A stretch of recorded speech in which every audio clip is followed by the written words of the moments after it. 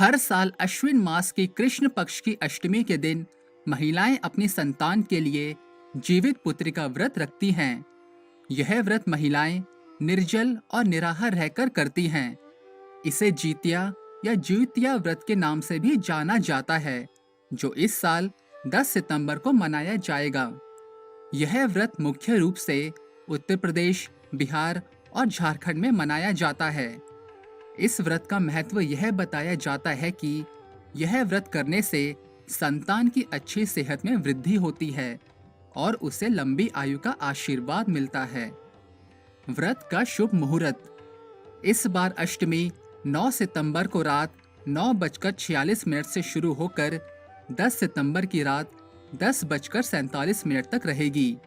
क्योंकि अष्टमी तिथि में सूर्योदय 10 सितंबर को हो रहा है, इसलिए यह व्रत 10 सितंबर को रखा जाएगा। व्रत से एक दिन पहले 9 सितंबर की रात महिलाएं नहाए खाए करेंगी, यानी कि गंगा या दूसरी पवित्र नदियों में नहाने के बाद खाना खाती हैं। इस व्रत से पहले केवल मीठा भोजन ही खाया जाता है। तीखा भोजन करना अच्छा नहीं माना जाता। आमतौर पर महिलाएं मंडुआ की रोटी, नोनी का साग, कंदा, झिमनी जैसी चीजों का सेवन करती हैं। इस व्रत में पहले दिन को नहाए खाए कहा जाता है। ध्यान रहे, महिलाओं को नहाए खाए की सभी प्रक्रिया अष्टमी शुरू होने से पहले ही करनी होती है। अगले दिन 10 तारीख को सूर्योदय से पहले सरगही ओठगन करके व्रत का संकल्प लिया जाएगा और फिर पूरे दिन कुछ भी खाने पीने की सख्त मनाही होती है।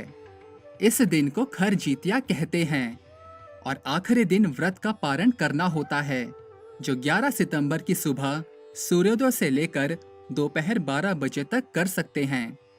पूजा करके सूर्य को अर्घ देने के बाद अपनी इच्छा मुताबिक कुछ भी खाना खा सकते हैं। जीवित पुत्रिका व्रत कथा। जीवित पुत्रिका व्रत की कथा महाभारत काल से जुड़ी हुई है। महाभारत युद्ध में अपने पिता की मृत्यु के बाद अश्वत्थामा पांडवों से बहुत क्रोधित था और उसके अंदर प्रतिशोध की ज्वाला भड़क रही थी। महाभारत युद्ध में भीम द्वारा अश्वत्थामा नाम का हाथी मारा गया, लेकिन चारों तरफ यह खबर फैलाई गई कि गुरु द्रोणाचार्य पुत्र अश्वत्थामा मारा गया है। यह सुनकर अश्वत्थामा के पिता द्रोणाचार्य ने शोक में अपने अस्त्र शस्त्र डाल दिए।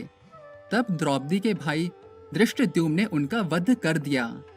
प्रतिशोध की अग्नि में अश्वत्थामा ने पांडवों के शिविर में घुसकर सोते हुए 5 लोगों को पांडव समझकर उनका वध कर दिया, लेकिन वे सभी द्रौपदी की 5 संतानें थीं।